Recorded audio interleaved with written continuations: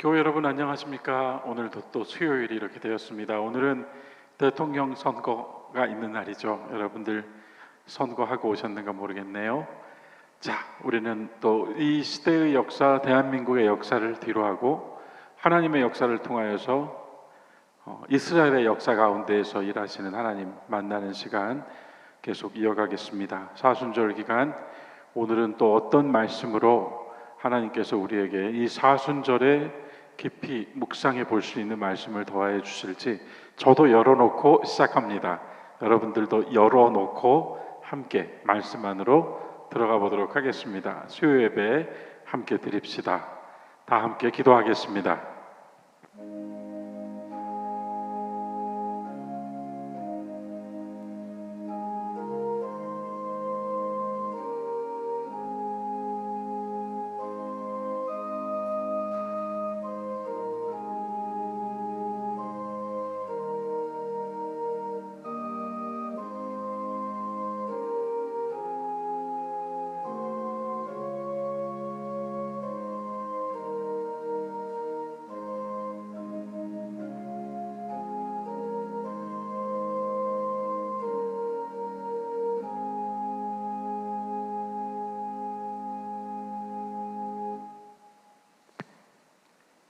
찬송가 263장 이 세상 험하고 나 비록 약하나 우리 같이 찬송합시다.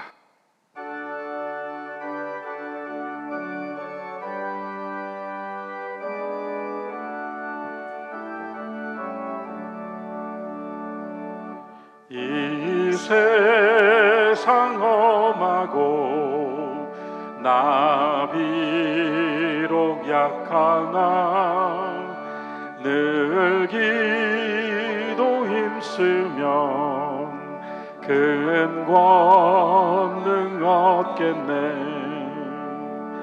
주의 은혜로 대속받아서 비와 같이 붉은 죄 눈 감지겠네. 주님의 권능은 한없이 크오니 돌 같은 내 마음 건너여 주소서. 주의 은혜로 대속받아서 비와 같이 붉은 죄 눈 감지겠네. 내 마음이 약하여 늘 넘어지오니 주 예수 힘주사 구세게 하소서. 주의 은혜로 대속받아서 비와 같이 붉은 죄 눈 감지겠네.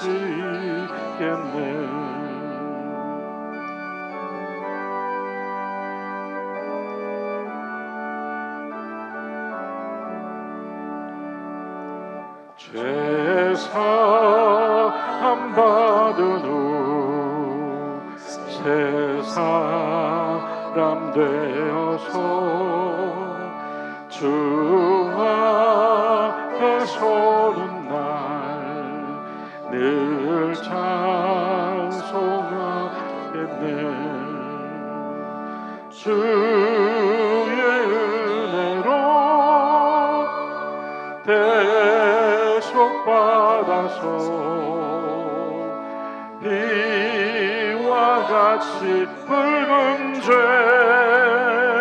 눈 감지겠네.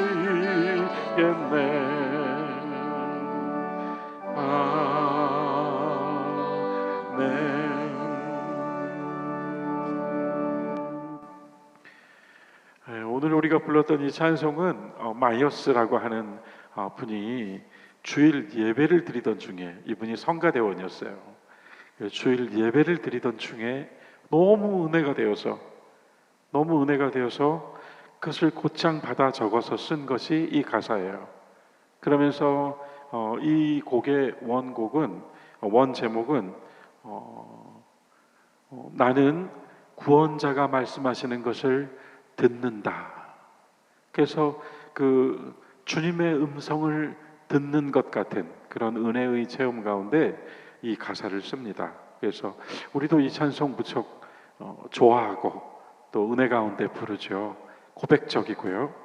나는 마음이 약해서 늘 넘어지지만 그러나 주님께서 힘을 주셔서 또 굳세게 해주신다.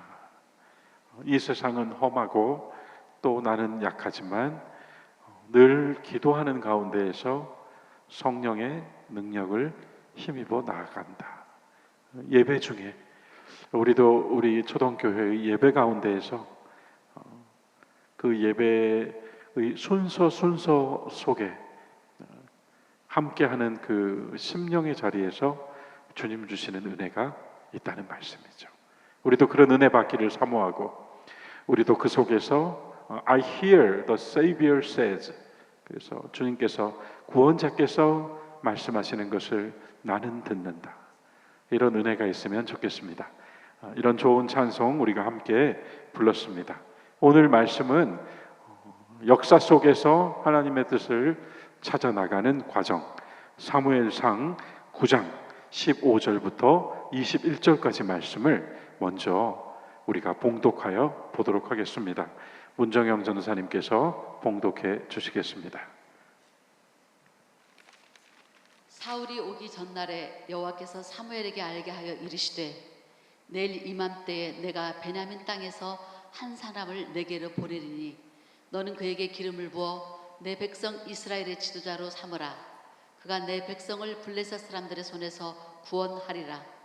내 백성의 부르짖음이 내게 상달되었으므로 내가 그들을 돌봐노라 하셨더니 사무엘이 사울을 볼 때 여호와께서 그에게 이르시되 보라, 이는 내게 말한 사람이니 이가 내 백성을 다스리리라 하시니라.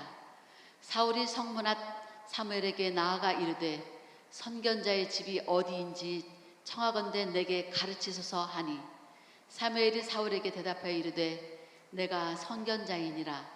너는 내 앞서 산당으로 올라가라. 너희가 오늘 나와 함께 먹을 것이요 아침에는 내가 너를 보내되 내 마음에 있는 것을 다 내게 말하리라. 사흘 전에 이른 내 암나귀들을 염려하지 말라. 찾았느니라. 온 이스라엘이 사모하는 자가 누구냐? 너와 내 아버지의 온 집이 아니냐 하는지라. 사울이 대답하여 이르되 나는 이스라엘 지파의 가장 작은 지파 베냐민 사람이 아니니이까. 또 나의 가족은 베냐민 지파 모든 가족 중에 가장 미약하지 아니하니이까. 당신이 어찌하여 내게 이같이 말씀하시나이까 하니. 아멘.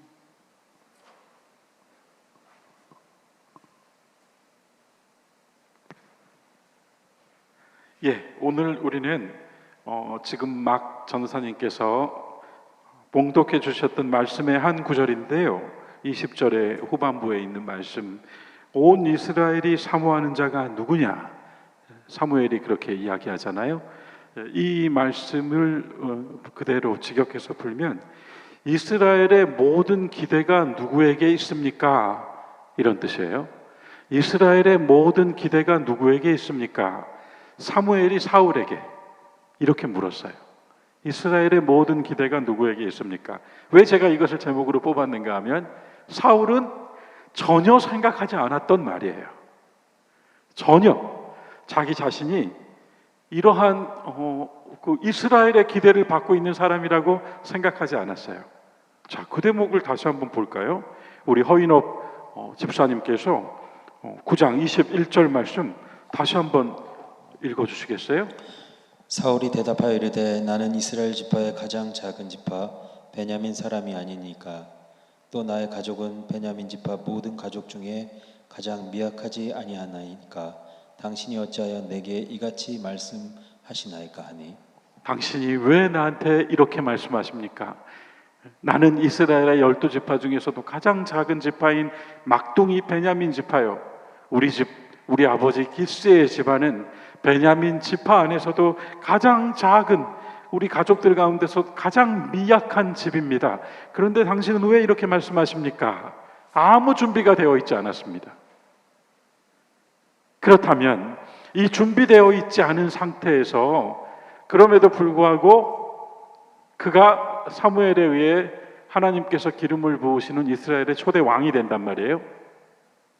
물론 이스라엘 역사를 전체로 놓고 하나님의 구원사의 관점으로 보았을 때 엘리 제사장과 사무엘, 사울과 다윗 이렇게 구도를 그리고 하나님의 경륜 안에서 실패한 역사로 이야기한다면 엘리 제사장과 사울의 역사, 하나님의 경륜으로 하나님의 뜻이 이루어지는 역사를 본다면 사무엘과 다윗의 역사예요. 이런 구도가 그려져 있지만 그러나 처음 사울이 왕이 되었을 때 그는 준수하고 용모가 빼어나며 같은 동료의 사람들보다도 머리 하나가 더 큰 아주 용맹스러워 보이는 잘생긴 남자였어요. 그러나 외양이 어떠했든지 간에 사울은 자기 자신을 놓고서는, 사울이라는 그 이름 뜻이 벌써 용맹한 자예요. 그러니까 그 이름 자체도 용맹스러운 인물로서 그렇게 밖으로 표현되지만 자기 자신이 자신을 보았을 때는 자기 배경을 이야기하죠. 베냐민 지파요, 가장 작은 베냐민 지파요, 베냐민 지파 중에서도 가장 작은 집입니다. 그런데 왜 저에게 이런 말씀을 하십니까? 온 이스라엘의 기대가 저한테 있다니요. 지금 이렇게 얘기했습니다. 사무엘상에서요 9장부터 11장까지 9, 10, 11 딱 3장입니다. 사울의 역사가요. 그 이후로는 다윗과 겹쳐지는 역사이고 오히려 사울은 거의 정신 붕괴가 된 상태에서 다윗을 죽이려고 혈안이 되어 있는 질투의 화신이 되어 있는 모습이에요. 그것은 병자의 모습이에요. 그러니까 온전히 하나님께서 기름 부으신 자로서 사울 왕의 모습은 9장, 10장, 11장이에요. 그런데 이 9장, 10장, 11장 안에서 본다면 사울은 분명히 하나님께서 들어 쓰셨어요. 그리고 그를 쓰시기 위하여 하나님은 놀라운 계획들을 가지고 계셨고 그 계획들을 그분의 뜻 안에서 진행하셨어요. 제가 보기 원하는 것은 내가 나를 놓고 봤을 때는, 우리가 대한민국을 놓고 봤을 때는, 우리가 오늘의 상황을 놓고 봤을 때는 베냐민 중에서도 가장 작은 기스의 집일 수 있어요. 그러나 하나님께서 뜻하시면, 하나님께서 계획하시면 종로 3가의 초동교회가 전 세계에 메아리치는 복음의 말씀을 선포하는 교회가 될 수 있다는 거예요. 하나님이 뜻하시면요. 그것이 바로 이 9장 말씀을 통하여서 우리에게 드러나요. 오늘은 그 얘기를 간단하게 해드리고 싶어요. 아울러서 우리가 지난 시간에 7장까지 봤거든요. 7장이 사무엘의 역사라 그랬잖아요. 사무엘이 엘리 제사장이 죽고 법궤가 돌아온 다음에 본격적으로 자신의 사역을 시작했어요. 사역을 시작하면서 사무엘이 외쳤죠. 처음으로 공적인 설교를 했죠. 그러면서 그가 온 이스라엘 백성에게 전심으로 여호와께 돌아오십시오. 먼저 이렇게 얘기했죠. 그리고 이방신들과 아스다롯을, 우상을 여러분들 속에서, 여러분들의 삶 가운데에서 다 제거하십시오. 바알 얘기했어요. 제가 그래서 주인, 일반 명사로 주인이라는 뜻이라고. 내가 주인 삼았던 것들, 나의 주인 노릇했던 것들을 제거하십시오. 여호와께로 돌아오려면. 그리고 나서 마음을 여호와께로 향하십시오. 몸으로 여호와를 섬기십시오.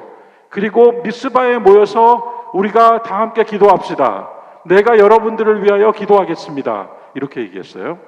그래서 우리는 이 말씀 속에서, 앞에 있는 말씀 속에서 법궤가 돌아온 다음부터 이스라엘 사람들은 여호와를 사모하였다. 이렇게 쓰여 있고요. 사무엘은 백성들을 위하여 기도하며 하나님을 위하여 섬겼다. 이렇게 됩니다. 백성들을 위하여 기도하며 오직 하나님만을 위하여 섬겼다. 그는 순수하게 하나님을 섬겼어요. 순수하게 하나님의 뜻을 이루기 위하여 힘썼어요. 사무엘이 위대한 것은 하나님만 바라본 거예요. 하나님만 바라본 거예요. 다른 걸 보지 않았던 거예요. 다른 사람, 다른 상황, 다른 조건을 보지 않았어요. 하나님만 봤어요. 사무엘은. 그 사무엘은 하나님의 뜻 안에서 그분이 쓰시는 위대한 인물이 돼요. 자, 그런데요, 이어지는 8장이 어떻게 나오는지 한번 볼까요? 8장 1절부터 3절까지 말씀을 허인업 집사님 다시 한번 봉독해 주시겠어요? 8장 1절부터 3절까지 말씀 여러분 한번 보겠습니다. 사무엘이 늙음에 그의 아들들을 이스라엘 사사로 삼으니 장자의 이름은 요엘이요 차자의 이름은 아비아라. 그들이 브엘세바에서 사사가 되니라. 그의 아들들이 자기 아버지의 행위를 따르지 아니하고 이익을 따라 뇌물을 받고 판결을 굽게 하느니라. 기가 막힌 이야기가 나오는 겁니다, 여러분. 그러니까 여기서 우리가 보는 것은 엘리의 두 아들들도 실패했죠.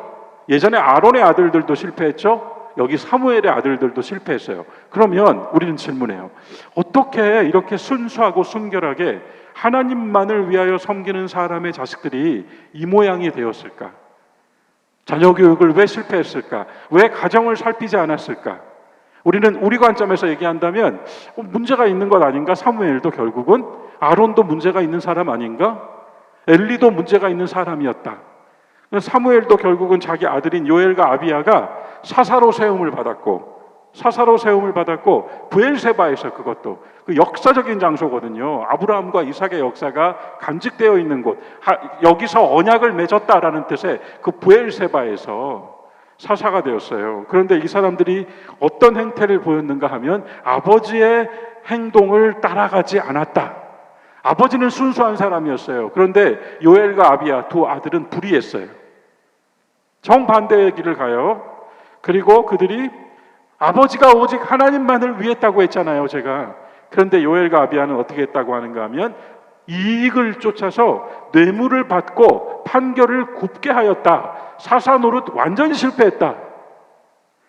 앞에 사사기에 나오는 그 어떤 사사보다도 실패한 자들이 돼요. 이 장면이 묘하거든요.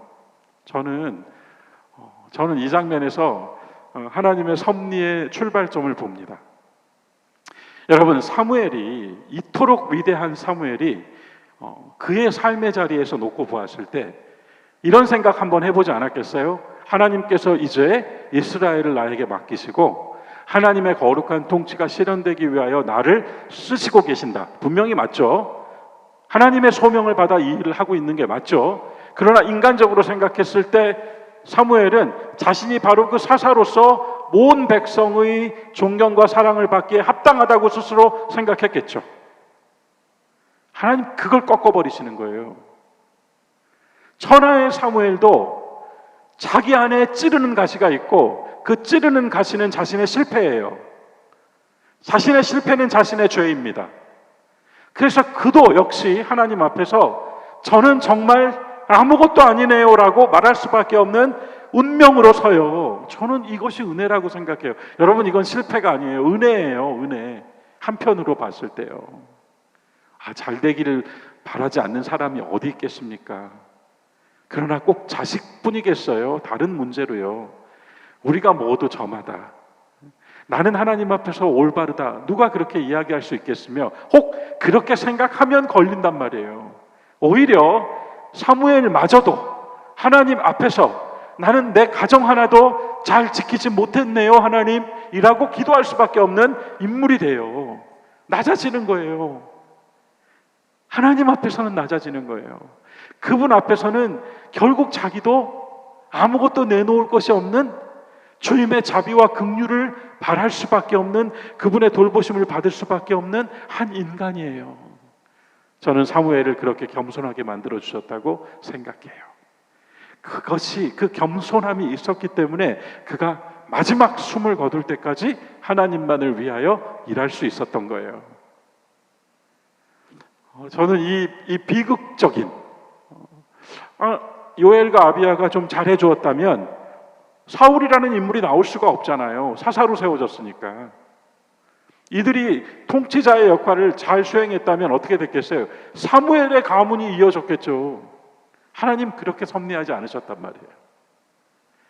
그분은 다른 사람을 계획하시고 다른 일을 세워서 그분의 뜻을 펼쳐 나가시기 위해 계획 가지고 계셨단 말이에요. 하나님의 계획을 누가 알겠느냐고 바울이 외치잖아요. 누가 알겠느냐? 누가 모사가 되겠느냐? 누가 그의 조언자가 되겠느냐? 그분의 뜻을 누가 알겠느냐? 이렇게 얘기하잖아요. 하나님의 뜻이 거기 있다니까요. 우리가 생각하지 못한 것, 본인도 생각하지 못한 것, 그죠? 아까 사울도 저는 작은 사람입니다. 자기도 생각하지 못한 일을 하나님은 하고 계셨어요. 저는 이런 하나님의 크신 섭리와 계획을 믿어요. 저를 믿지 않아요. 나는 이만큼 했고 나는 이 정도 할 수 있으며 나는 이만한 사람이다를 믿지 않아요. 그것은 다른 사람에게는 그리 보일 수 있겠지만 하나님 앞에서는 보일 수 없어요. 우리는 모두 안 된 것이 있어요. 안 된 것이 있습니다. 그 안 된 것이 사무엘에게는 요엘과 아비야입니다. 그를 겸손하게 만드시고 그를 불같은 시련 속에 던지시고 얼마나 고민했겠어요, 그죠? 그를 하나님 앞에 무릎 꿇고 기도하지 않을 수 없게 만드시는 일 하나를 놓으신다니까요. 그래서 사무엘이 하나님의 명령을 받들고 사울에게로 가는 거예요. 기름을 부으러. 자기 자신도 아니라는 것을 인정했으니까. 인정, 그것을 우리 신앙적인 표현으로는 시인이라고 합니다. 시인하다.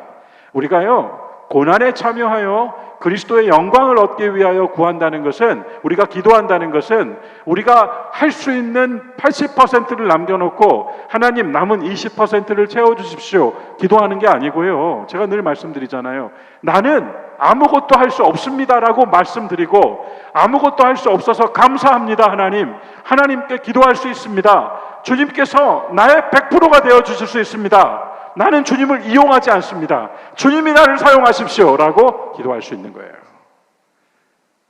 이것이 저는 사무엘의 약점에 이 노출된 약점, 밖으로 드러나 버린 약점의 이유였다. 하나님은 이렇게 계획하셨다. 그러면서요 결국 요엘과 아비야가 이런 모양으로 상하는 것을 보고 백성들이 안 되겠습니다.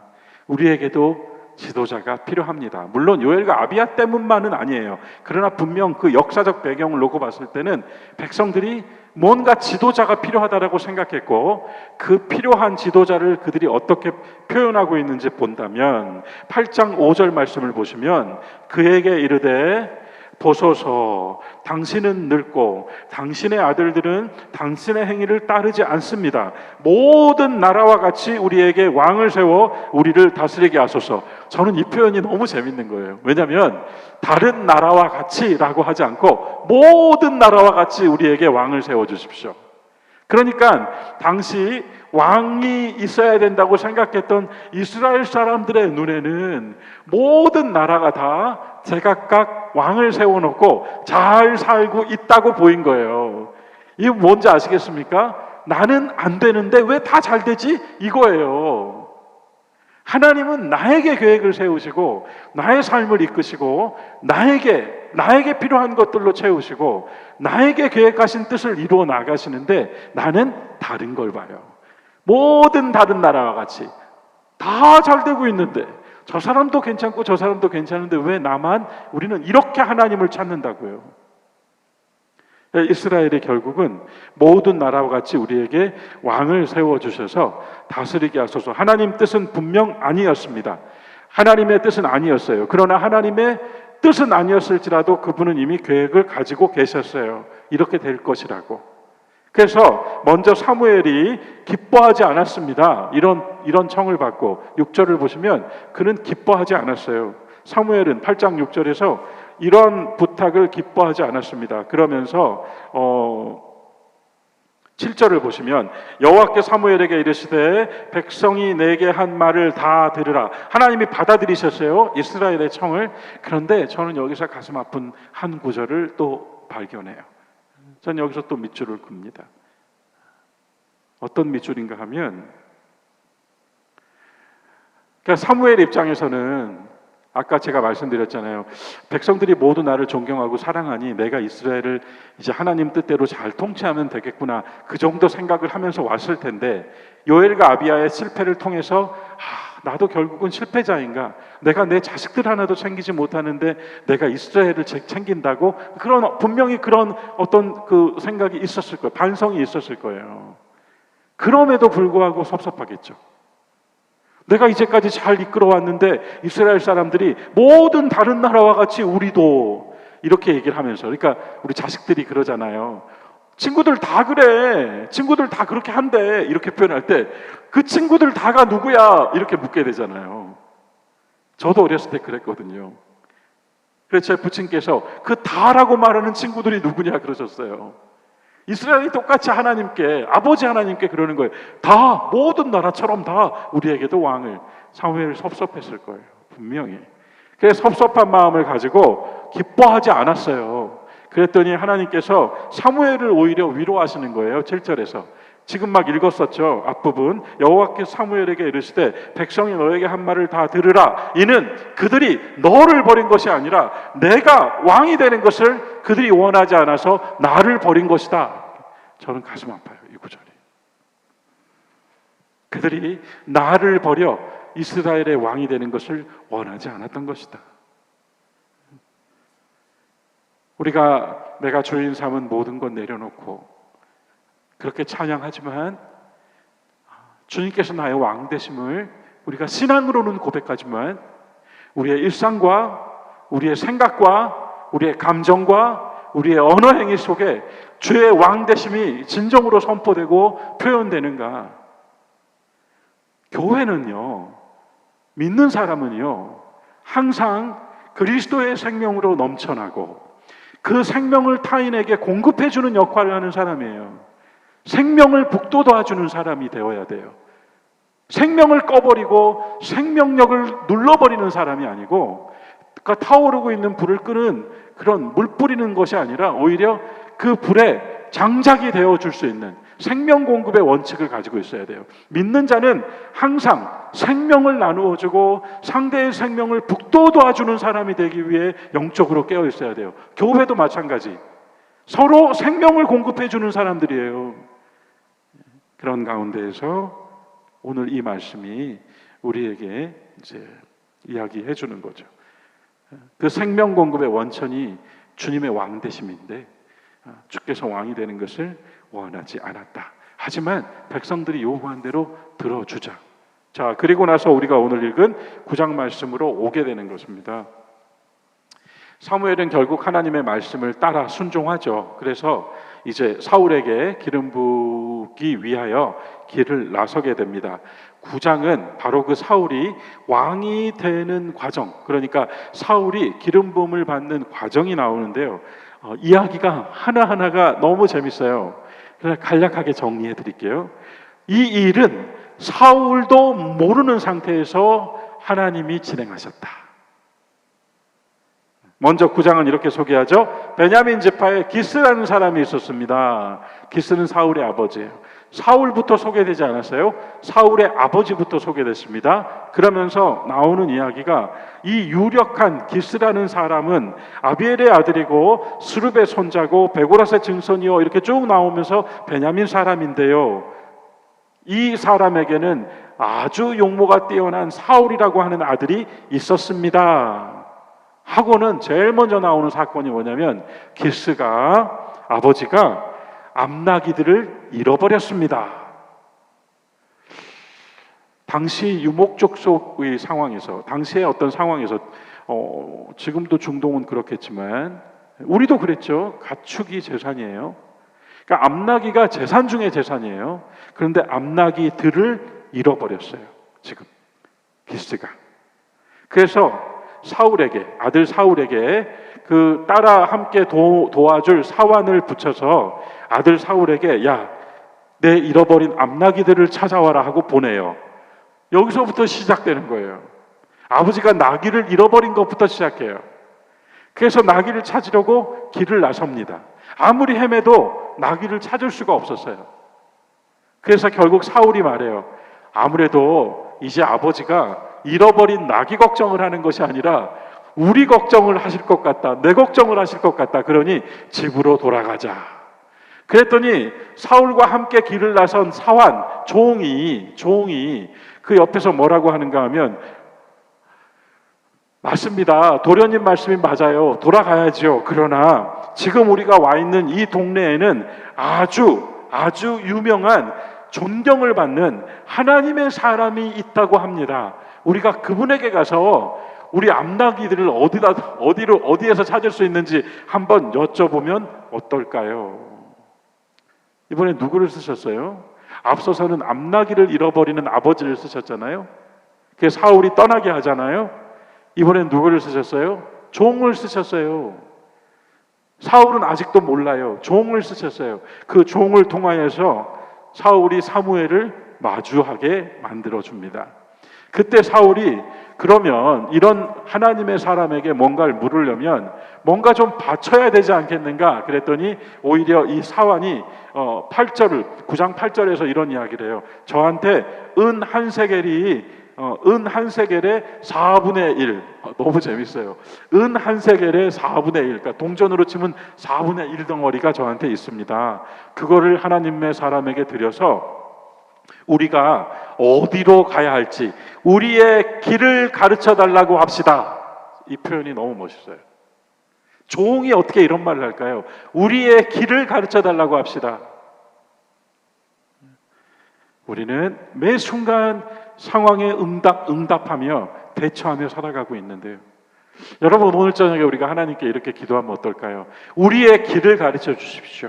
우리 가정의 길, 우리 교회의 길을 가르쳐 주십시오. 우리 나라의 길을 가르쳐 주십시오. 오늘 대통령 선거 있잖아요. 그리고 우크라이나, 이 인류의 이 전쟁의 상황 속에 있는 백성들뿐만 아니라 이 땅에 살아가고 있는 모든 사람들의 길을 가르쳐 주십시오. 하나님, 내 삶 속에 나의 신앙으로 내 은한 세겔의 4분의 1도 안 되는 나의 믿음을 주님께 드립니다. 가르쳐 주십시오.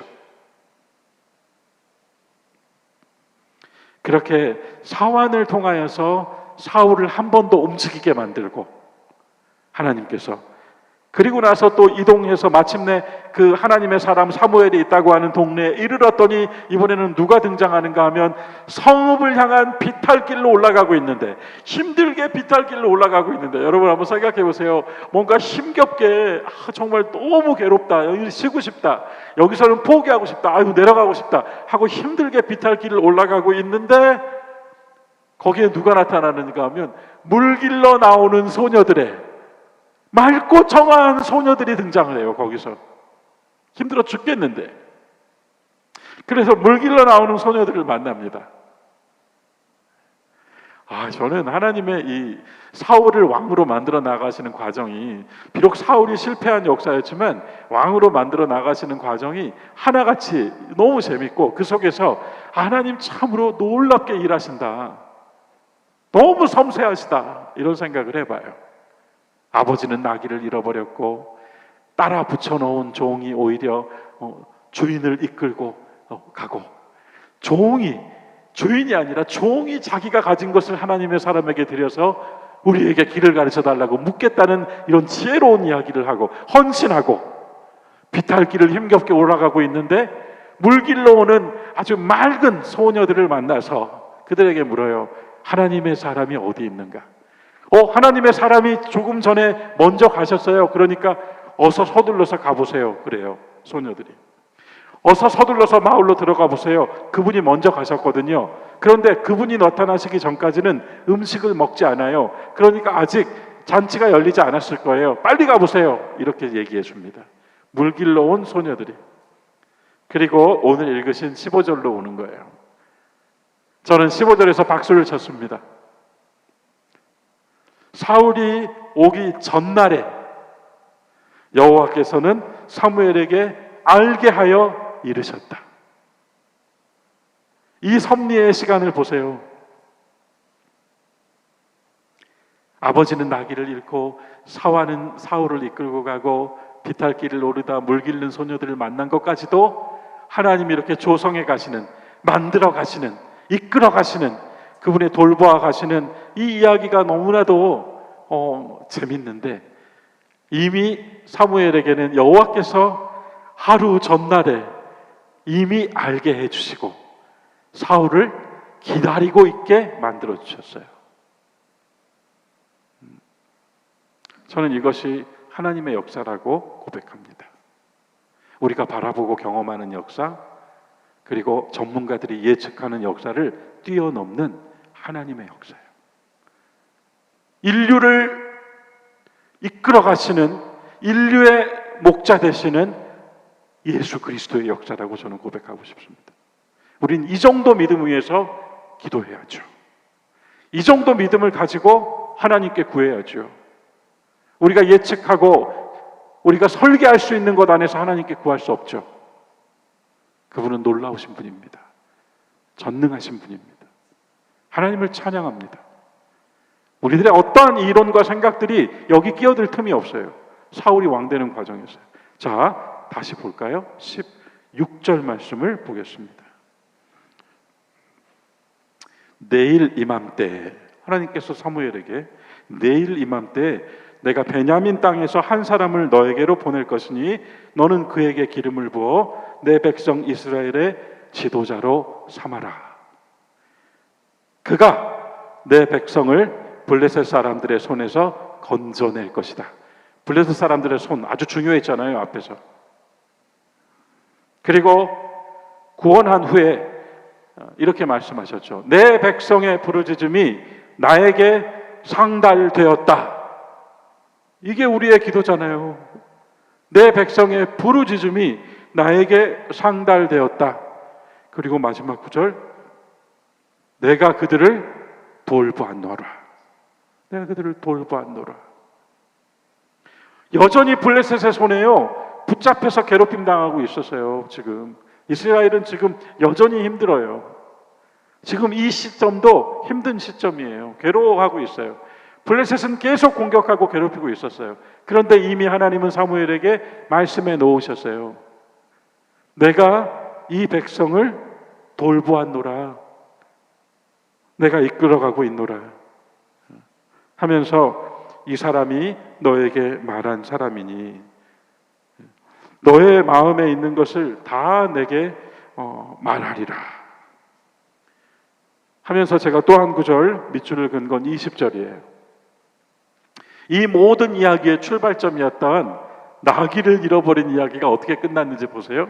20절, 사흘 전에 일은 너의 암나귀들을 염려하지 말아라. 찾았느니라. 이렇게 얘기해요. 너무 재밌죠. 찾았느니라. 그러니까 지금 그 사울과 사화는 길을 떠나서 나귀 생각을 하지 않을 수가 없잖아요. 떠나온 목적이 나귀 찾으러 온 거잖아요. 지금 사울은 나귀를 찾으러 온 길이었잖아요. 그러니까 자기 목적이요, 자기 목적. 근데 지금 하나님은 사무엘을 통해 뭘 하고 계세요? 하나님의 목적을 이루고 계세요. 하나님의 목적에 대해서는 사울이 몰랐어요. 그런데 사무엘을 통하여서 하나님께서 사울에게 말씀해 주세요. 너의 목적, 네가 계획한 거, 네가 원했던 거 다 찾았느니라. 염려하지 말아라. 이렇게 말씀해 버리신다고요. 그리고 지금 너는 온 이스라엘이 모든 기대를 너에게 하고 있다. 결심해라. 주님의 부름을 받고 나가라. 하나님의 뜻을 이루어드리기 위하여 일어서라. 이렇게 말씀하고 있습니다. 오늘 본문은 여기까지네요. 작고도 작은 베냐민의 더 작고 미약한 베냐민 집에서도 가장 작은 기스의 집 아들 사울. 이때까지만 해도 사울은 하나님께서 보시기에 아름답고 용모가 빼어나며 기름 부으시기에 합당한 겸손한 사람이었어요. 이후에 사울의 실패는 겸손을 잃어버림에서부터 비롯됩니다. 그러니까 우리가 다음에 또 그 얘기를 나누겠지만 오늘은 여기까지. 저와 여러분의 자리에서 오늘 이 말씀을 다시 상고해 볼 때 여러분, 우리의 목적이 있어요. 잃어버린 나귀를 찾는 거. 우리도 그 목적을 향하여서 계속 달리고 있어요. 우리가 인생에서, 삶 속에서, 우리의 일상생활에서 우리가 목적하고 뭔가 지향하는 게 있어요. 여러분 한번 우리 질문해 보죠. 지금 가장 관심하고 있는 게 뭡니까? 여러분 각자가 생각해 보세요. 나는 지금 뭘 제일 관심하고 있고 무엇에 제일 휩싸여 있는가 한번 생각해 보세요. 그 관심하고 있는 것이 여러분이 지금 인식하고 그건 하버마스라는 철학자의 말이기도 해요. 우리의 관심이 우리의 인식을 이끈다. 내가 지금 뭘 관심하고 있는가? 그것이 내가 인식하는 것이고, 인식했다는 것은 그걸 지금 내가 가장 중요하게 생각하고 붙들고 있다는 거거든요. 뭘 관심하고 있습니까? 잃어버린 나귀들입니까? 잃어버린 나귀를 찾아오라고 하는 아버지 기스의 명령이었습니다. 사울은. 그러나 이미 그것은 다 찾아노라 끝나버렸어요. 오히려 하나님을 향하여 전혀 생각하지 못했던 사울에게 하나님은 그분의 뜻을 이루어 나가고 계십니다. 저는 우리 모두가 우리의 삶과 우리의 시간에 대한 분명한 인식과 또 우리의 목표를 향한 끝없는 도전과 분투와 싸움을 응원하고 지지합니다. 하지만 이 모든 우리의 현실 속에서의 싸움과 우리의 꿈을 이루기 위한 분투를 뛰어넘어서 우리가 그리스도인으로서 해야 될 가장 먼저는 하나님, 나에게 길을 보여주십시오. 하나님의 길을. 그래서 하나님의 뜻이 나를 통하여 이루어지는 길을 보기 원합니다. 작든지 크든지, 작든지 크든지. 하나님께서 지나온 시간들을 돌아보면 오늘 이 모습을 만드시기 위하여 그렇게 많은 사람들을 등장시키시고 그렇게 많은 사건들을 경험하게 하셨구나. 이것이 오늘의 우리의 고백이잖아요.